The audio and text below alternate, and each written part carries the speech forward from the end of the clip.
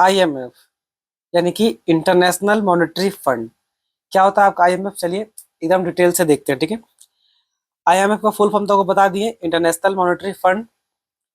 इसका दूसरा नाम भी है often refer to simply as the fund. जब सिंपली जब द फंड बोलेंगे तभी वो आपका आईएमएफ को ही बोला जाता है, ठीक है। इसको informally called world bank of short term lending. World bank of short term lending भी जो बोलिएगा वो भी आपको शॉर्ट में इनफॉर्मली किसको बुलाता है ये नाम? आईएमएफ को, ठीक है। इनफॉर्मली, फॉर्मली नहीं, इनफॉर्मली इसको हम लोग world bank of short term lending भी पुकारते हैं। ये आपका known as guardian of goods in case of balance of payment. ये हम लोग का आपका गार्डियंस ऑफ गुड्स भी कहलाता है अगर बात ऑफ बैलेंस ऑफ पेमेंट का आए तब। इस्टेब्लिश कब हुआ था? 27 सितंबर 1945 को। ऑपरेशनल कब से है? 1947 से, यानी कि 2 साल लगा उसको इफेक्ट में आने के लिए। हेडक्वार्टर कहाँ है? वॉशिंगटन डीसी, जो कहाँ पड़ता है आपका? यूनाइटेड स्टेट्स में। फाउंडिंग मेंबर 44 था, करंट मेंबर 190 है, ठीक है। 2025 का बात कर रहे हैं। मैनेजिंग डायरेक्टर कौन इसका? क्रिस्टेलिना जॉर्जिवा, जो 2019 से अभी तक एमडी बनी हुई है। लेटेस्ट मेंबर कौन है? लेटेस्ट मेंबर है आपका लाइटेनस्टीन, जो भी अजीब सा नाम जो लिखा हुआ है, ठीक है। 2024 में ज्वाइन किया है, ठीक है। अब बात कीजिए आईएमएफ का मेन फंक्शन, यहां से आ जाइए अब ध्यान से।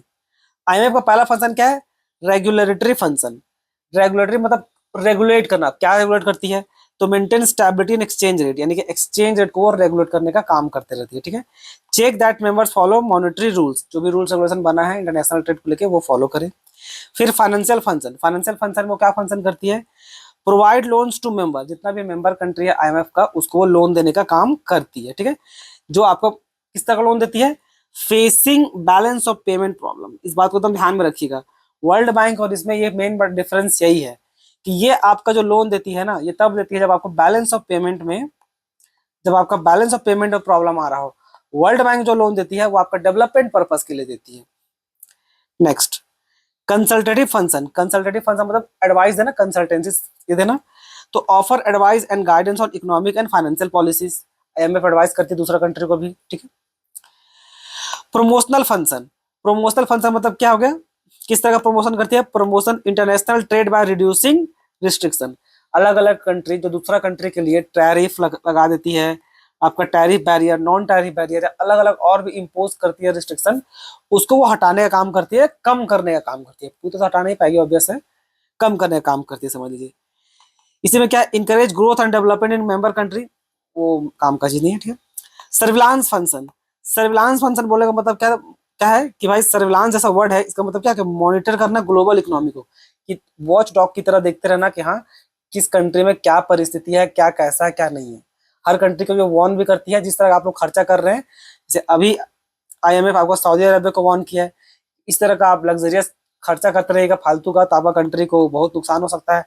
पाकिस्तान को तो बोल बोल के थक गई है, तो उसका हाल तो देख ही रहे हैं पाकिस्तान का क्या है सो, ठीक है। तो किसी प्रकार क्राइसिस ना हो उस कंट्री को, तो ये बार बार उसको सर्विलांस में नजर में रखती है और गाइडेंस देती है।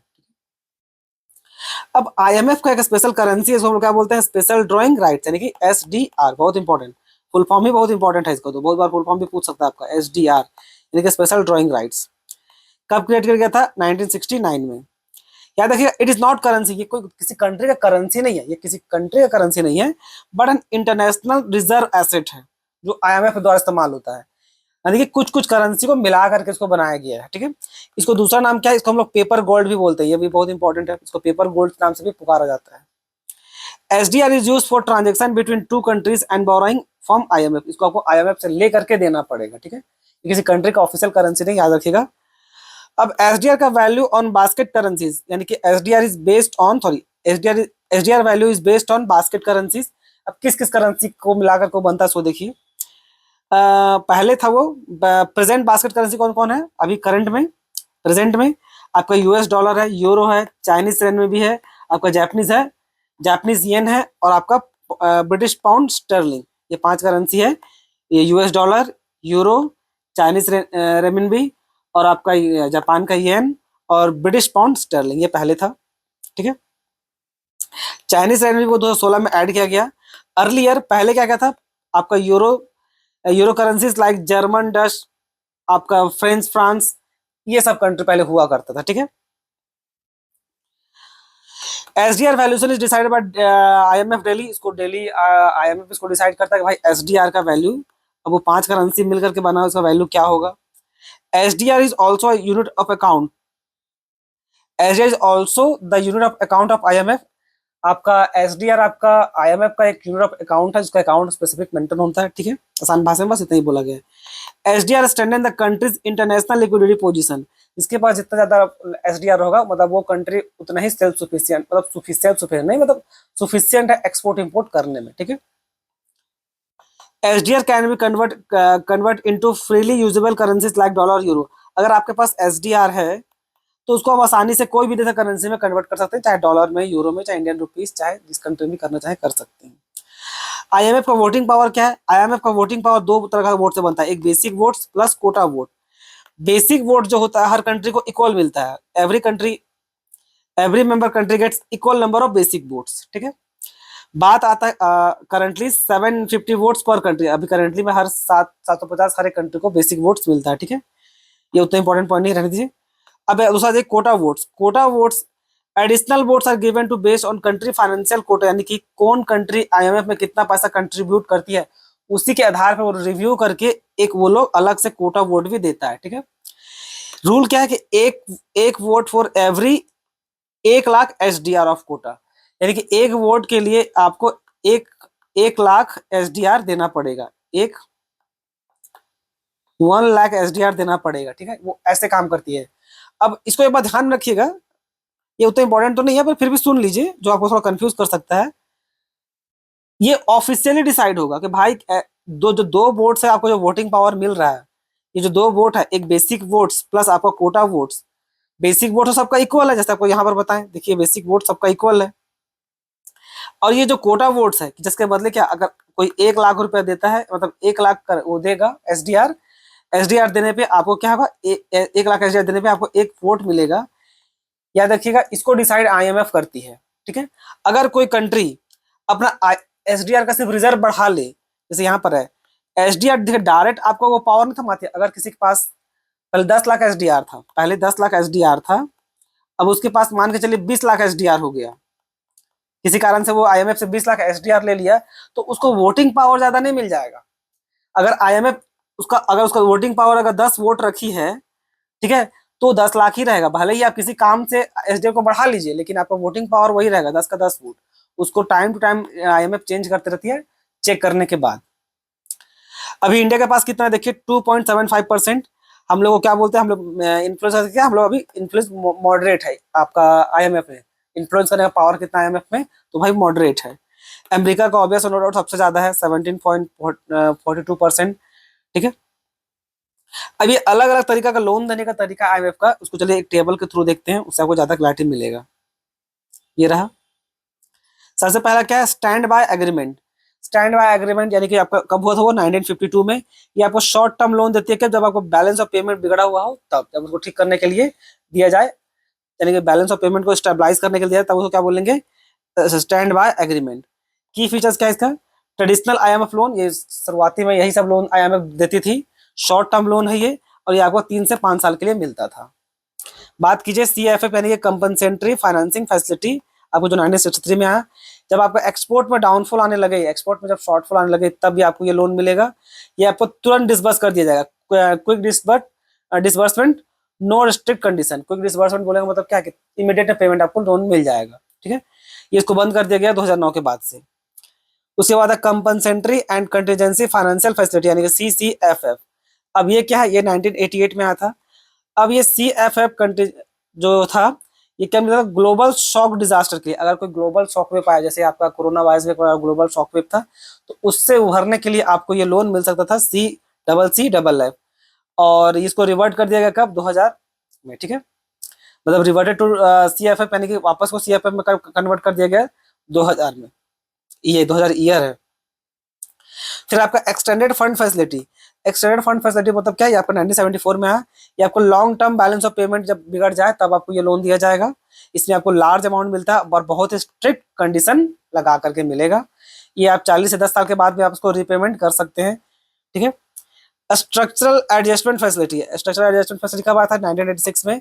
ये लो इनकम रिफॉर्म प्रोग्राम, अगर आपका कंट्री का कोई रिफॉर्म्स में लो इनकम में पब्लिक का कमाने होने में दिक्कत हो रहा है किसी भी प्रकार का, तभी आपको मिलेगा। रिफॉर्म करने में दिक्कत आया तो ये आपका कंसेशनल लोन है, मतलब वो कम रेट में मिलेगा, ठीक है। ये कन्वर्टेड टू ESAF, ठीक है। ESF क्या है यहाँ पर है अभी, उसको चलिए देखते हैं। यानी कि इनहेंस स्ट्रक्चरल एडजस्टमेंट फैसिलिटी आपका 1987 में आया था। आपका ये स्ट्रेंथन किया था SAF को, यानी कि ऊपर वाला को, और ये लो इंटरेस्ट में मिलने लगा और थोड़ा स्ट्रिक्ट कंडीशन के साथ, ठीक है। बिकम फिर यही चीज बाद में आपका PRGF बन गया। अब PGRF क्या है? Poverty reduction and growth facility, जो आपका 1999 में आया था। पॉवर्टी, ये मेन पॉवर्टी रिडक्शन का काम आता था। इसमें इंटरेस्ट क्या था? 0.5%, 140% ऑफ कोटा ओवर 3 ईयर्स। ये रीपेमेंट कब होता था? 5.5 साल से 10 साल तक इसको आपको रीपेमेंट कर देना रहता था। आगे एक्सटेंडेड क्रेडिट फैसिलिटी, ये आपका 2010 में आया था। ये आपका PRGF को आपका सक्सेसर है, ठीक है। ये लॉन्ग टर्म कंसेशनल के हिसाब से मिलता है। ये भी आपका 5 से 10 साल का बीच में है। फिर supplementary financing facility. Supplementary financing facility मतलब extra fund beyond quota, quota का ऊपर भी आपको अलग से लोन दिया जाएगा, यह भी बंद कर दिया गया है, ठीक है। Supplemental reserve facility, supplemental reserve facility आपको 1987 में आया था। जब आपका कैपिटल आउटफ्लो क्राइसिस हो, कैपिटल आउटफ्लो क्राइसिस हो, तब आपके लिए शॉर्ट टर्म के लिए आसानी से आपको हाई एक्सेस मिल जाएगा, और ये आपको रिपेमेंट कर देना है 2 साल से 2.5 साल के अंदर में, ठीक है। बफर स्टॉक फाइनेंसिंग फैसिलिटी जब 1969 में आया था। 1969 में आया था। ये किस लिए मिलता था भाई? जब आपका कमोडिटी प्राइस जब स्टेबल करना हो, तो आपका बहुत ज्यादा इन्फ्लेशन आ गया हो, उसको ठीक करने के लिए मिलता था। ये फॉर फाइनेंसिंग बफर स्टॉक, ये भी बंद कर दिया गया है। ऑयल फैसिलिटी 1974 में ऑयल क्राइसिस से बचने के लिए ऑयल, एक सेकंड रुक जाइए। ऑयल क्राइसिस फंडिंग से, ऑयल क्राइसिस फंडिंग करने गया था ताकि तेल में जो उछाल आ रहा था उसके कारण। ये temporary oil price shock wave को ठीक करने के लिए था, ठीक है। ये भी टेम्पररी पीरियड के लिए होता है। अब क्या आपका stand by credit facility, stand by credit facility आपको 2010 में आया था। ये short term low income country को मिलता है, ठीक है। Short term low income support है, मतलब जिसका कंट्री का इनकम कम हो उसके लिए दिया जाता था। ये कंसेशनल रेट में दिया जाता था, 4 से 8 साल में आपको उसको वापस कर देना है। रैपिड क्रेडिट फैसिलिटी, ये भी इमरजेंसी लो इनकम लेंडिंग, यानी कि जिसका कंट्री का लो इनकम हो, बहुत ज्यादा कम हो, उसको ये मिलेगा। इंटरेस्ट फ्री भी हो सकता है, टिल 2024 तक था ये, और आपको वापस कब करना था? 5.5 साल से 10 साल के बीच में। Rapid financing instrument, quick emergency support. Quick emergency support मतलब क्या है? जासूस रहा है उसके लिए था ये। 3 से 5 साल में उसको वापस करना है। फ्लेक्सिबल क्रेडिट लाइन, यानी कि फॉर स्ट्रॉन्ग पॉलिसी नेशन, किसी कंट्री का पॉलिसी एकदम स्ट्रॉन्ग करना है तब ये मिलता था। नो एक्स्ट्रा पोर्ट, कोई एक्स्ट्रा अलग से कंडीशन रहता था। रिपेमेंट फ्लेक्सिबल डेट के हिसाब से रहता था, ठीक है।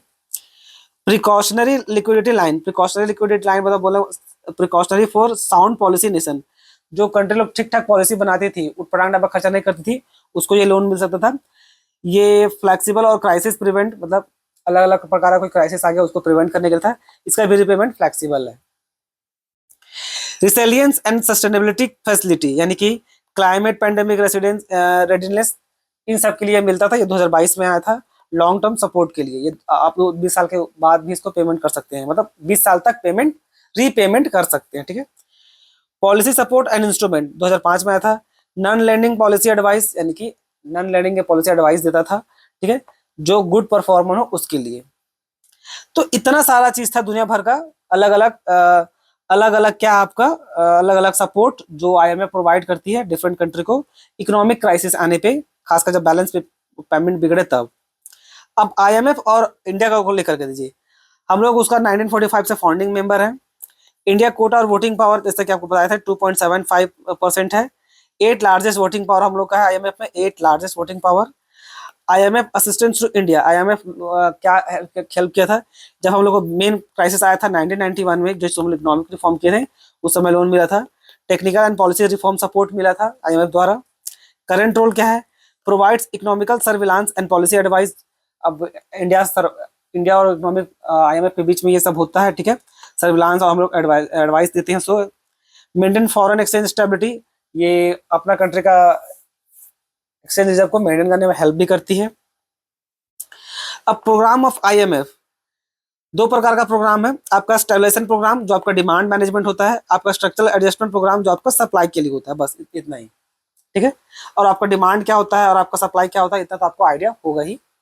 ठीक है, sources of fund of IMF, IMF को पैसा कहाँ से मिलता है? एक तो भाई सब्सक्रिप्शन और कोटा मेंबर, यानी कि each member contribute funds based on their size of economy, अपना अपना देश का इकोनॉमी के हिसाब से जिसका जितना ज्यादा जीडीपी उतना ज्यादा कंट्रीब्यूशन वो आईएमएफ को देगा। ठीक है, या दूसरा आईएमएफ भी लोन लेती है, if needed IMF borrow from member country, जरूरत पड़ने पर मेंबर कंट्री से भी वो लोन ले सकती है।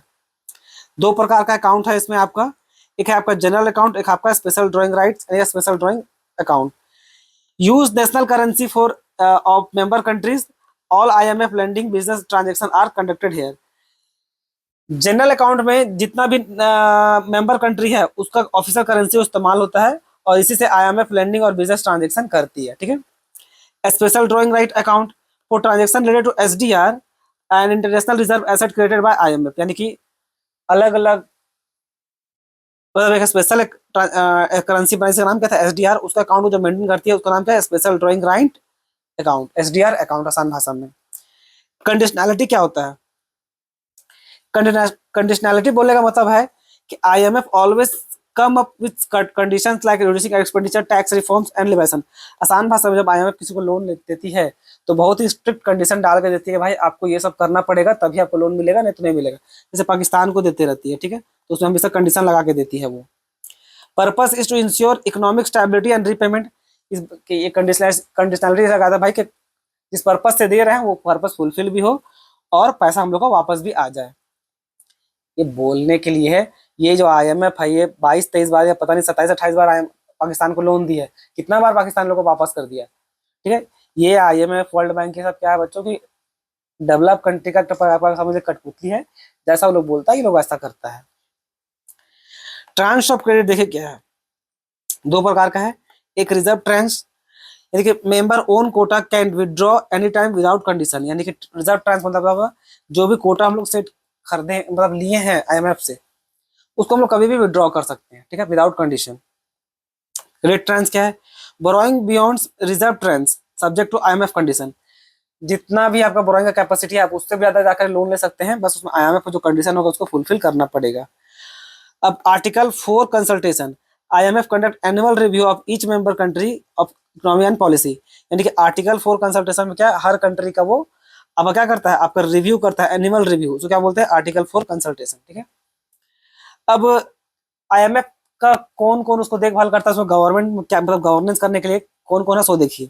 सबसे पहला क्या है? Board of governance, one representative of each member country, usually finance ministry of central bank governor, हर एक देश में आपका सेंट्रल बैंक होगा, उसका जो गवर्नर होगा वो इसका मेंबर होगा, बोर्ड ऑफ गवर्नर। ठीक है, हर कंट्री का गवर्नर।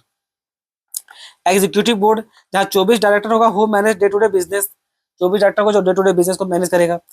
एक मैनेजिंग डायरेक्टर होगा जो हेड होगा आपका आईएमएफ का, जैसे अभी करंटली में क्रिस्टलिना है। ठीक है, तो इसमें इतना ही था बच्चों। ठीक है, तो आई होप आपको सब समझ में आ रहा होगा।